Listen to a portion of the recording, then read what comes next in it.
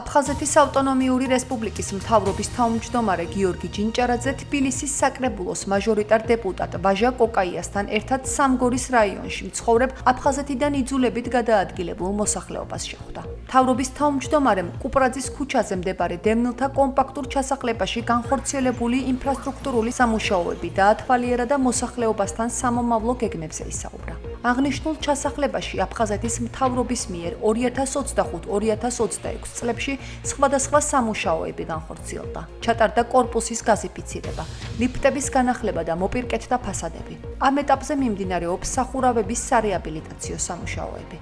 სამგორის რაიონში ჩვენ დევნილ კომპაქტურ ჩასახლებაში გვქონდა შეხვედრა, სადაც მოსახლეობასთან ერთად განვიხილეთ სხვადასხვა ინფრასტრუქტურული გამოწვევები, შესრულებული სამუშაოები, რაც ჩვენ უკვე განვახორციელეთ და რა თქმა უნდა ჩვენთვის უმნიშვნელოვანესია უწყვეტი კომუნიკაცია, მუდმივი კომუნიკაცია მათთან ყველა ფორმატში და შემდეგ უკვე არსებული გამოწვევებზე სწრაფი რეაგირების მოხდენა. ვფიქრობ, რომ მსგავსი შეხვედრები ძალიან მნიშვნელოვანია მოსახლეობასთან, რადგან მათგან ვიგებ უშუალოდ მათი საჭიროებების შესახებ. ყველა დევნილთა კომპაქტურ ჩასახლებაში მივალთ, შევხვდებით მოსახლეობას და გავიგებთ იმ საჭიროებებს, რა საჭიროებებიც აწუხებს მოსახლეობას. ძალიან ბევრი რამე დახმარება მიმეღია.